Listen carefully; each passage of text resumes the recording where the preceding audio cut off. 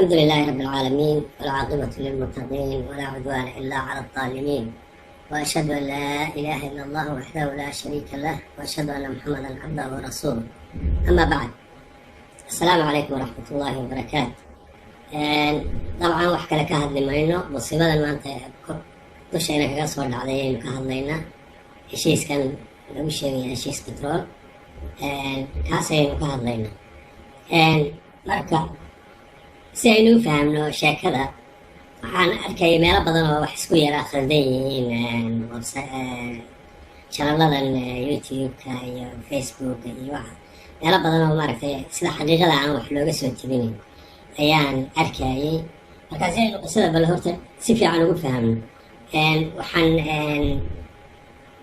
bal ila eega horta kan hadalkii uu siiyey ninkan maaragtay wasiirka uu siiyey Voice of America ila dhegeysta. Falastiin abay waa mahadsan tahay.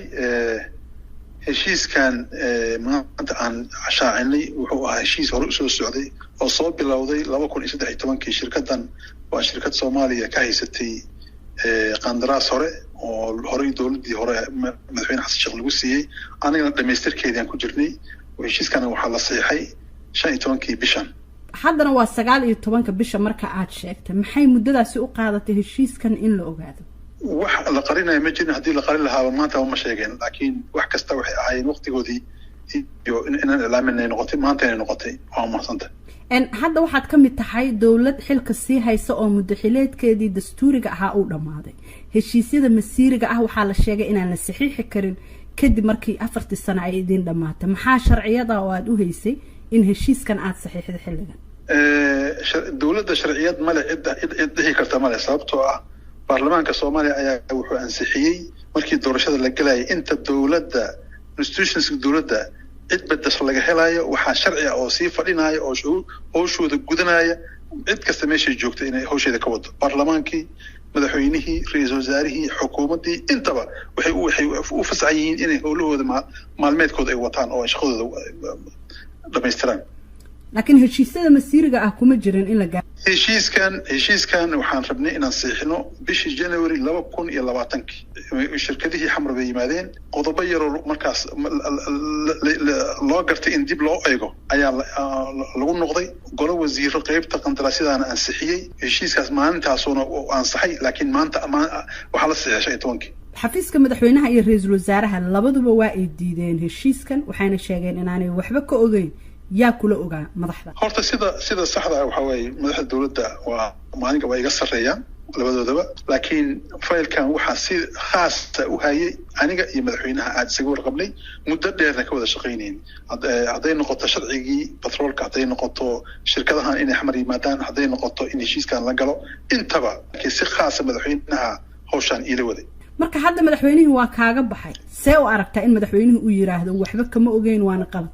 madaxweynaha waxay ila tahay markii social media culayska u ka arkaa laga yaabaa inuu xoogaa dib u gurtay, laakiin madaxweynaha hawshaan wuu ila waday. marka inaa heshiiska saxiixayso madaxweynuhu ma ogaa? wuu ogaa.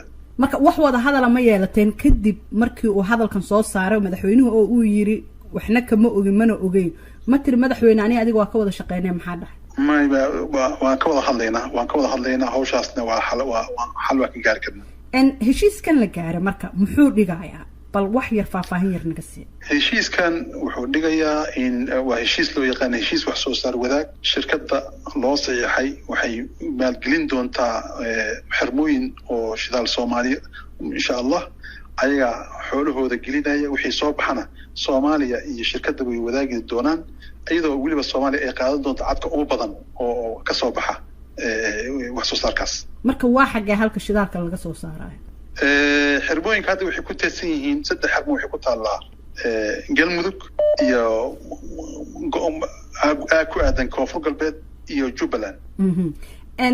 marka hadda xilli doorasho lagu jiraa, in shidaal iyo lacag iyo qandaraas la saxiixo waxay dhaawac ku tahay hadba dhinacii arrintaasi ay u leexdo. marka adiga ma og tahay dhaawaca ay madaxweynaha u geysanaysa arrintan?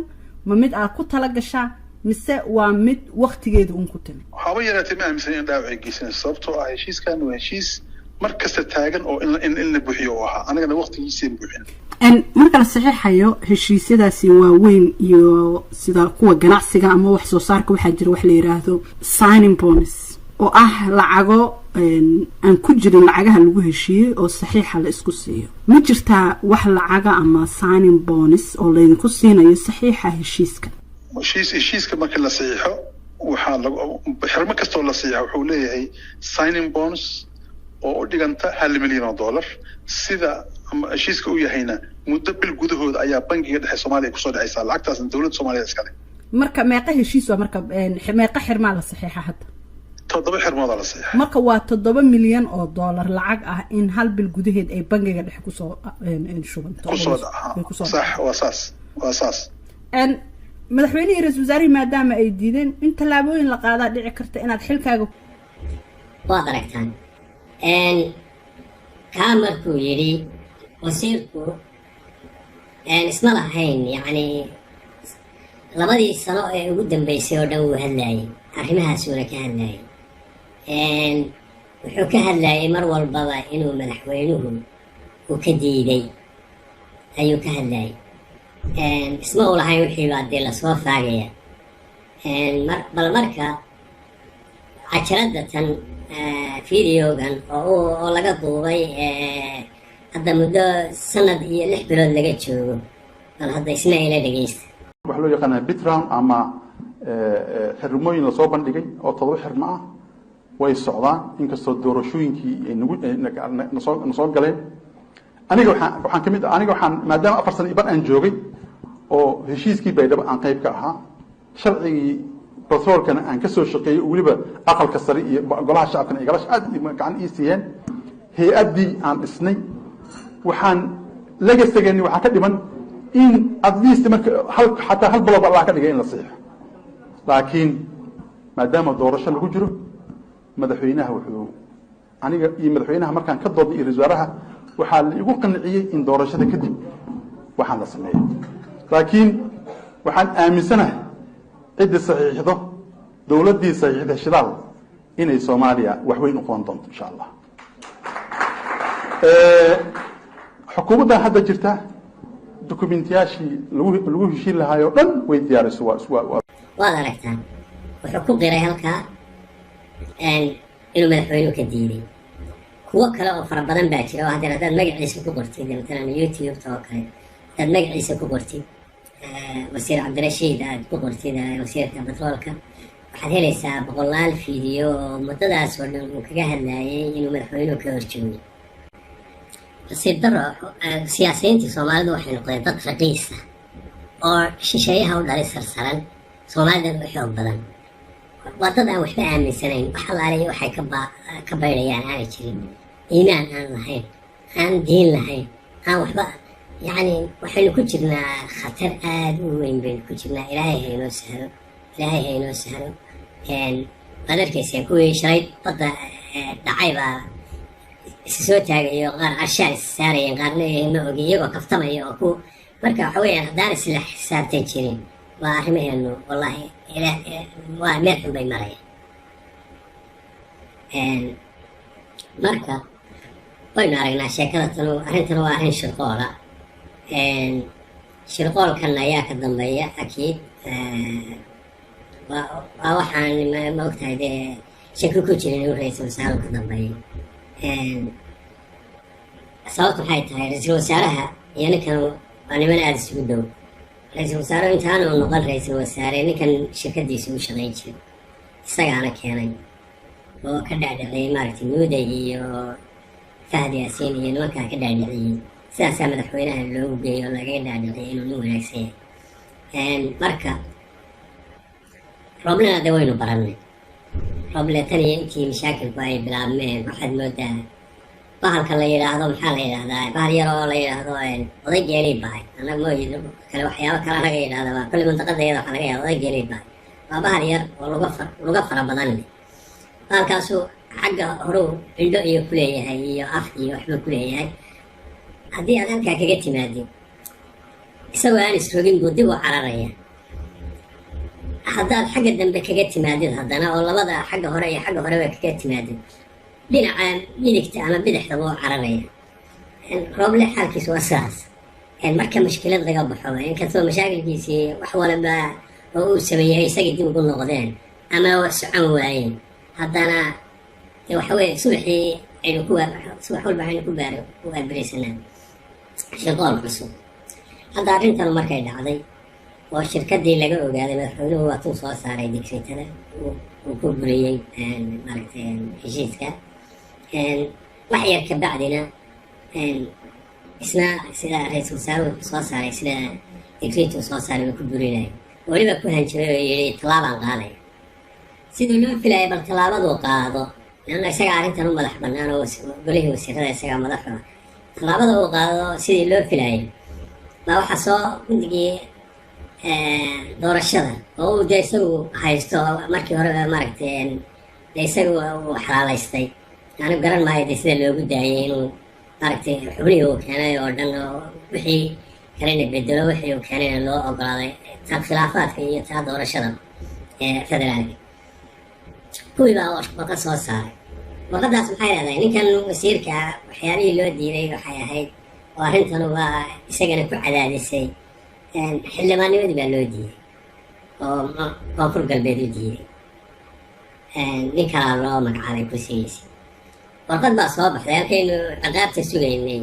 ra-iisul wasaaraha dee dabcan ra-iisul wasaare ka dambeeya waxaa soo baxday warqad leh kursigii ninkaas ninka kale kusoo baxay waa la joojiyey. marka dee taasaa kaaga muuqata inay tahay maaragtay arrin uu ra-iisul wasaaruhu ka dambeeyo. arrinta tanuna waa arrin aada u xanuun badan runtii.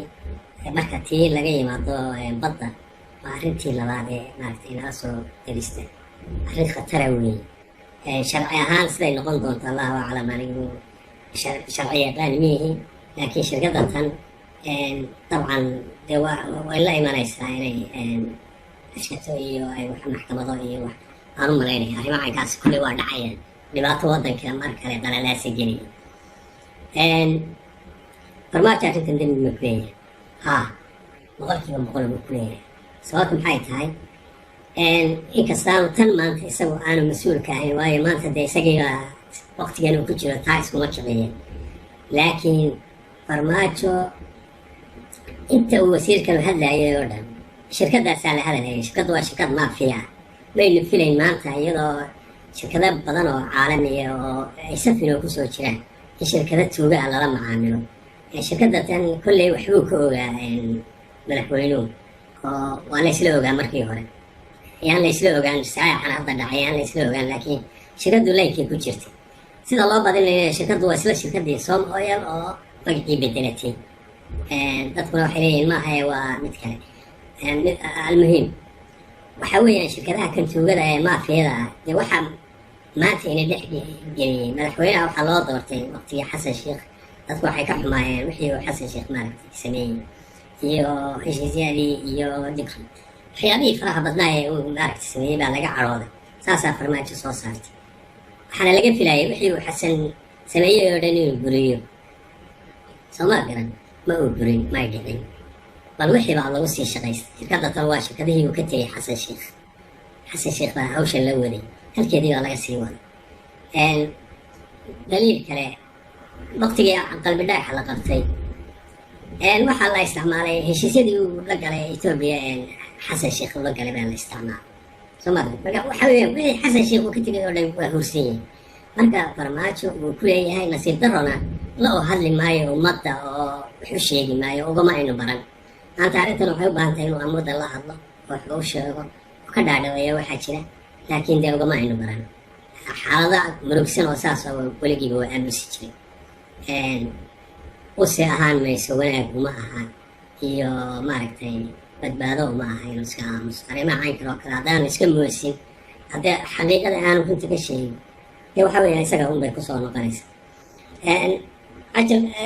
hadalka intaasaan kusoo koobayaa. runtii kan iigu xiga farmaajo waxyaaba badan buu qabtay, laakiin dhaliiluu leeyahay fara badan. dhaliilahaasaan ka hadli doonaa. dadka waxaa caado noqotay in laga hadlo wanaagiisa, laakiin anigu dhaliilihiisaan ka hadli doonaa insha allah biidni illaahi. khayr baan idiin rajeynayaa. wassalaamu calaykum waraxmatullaahi wabarakaatu.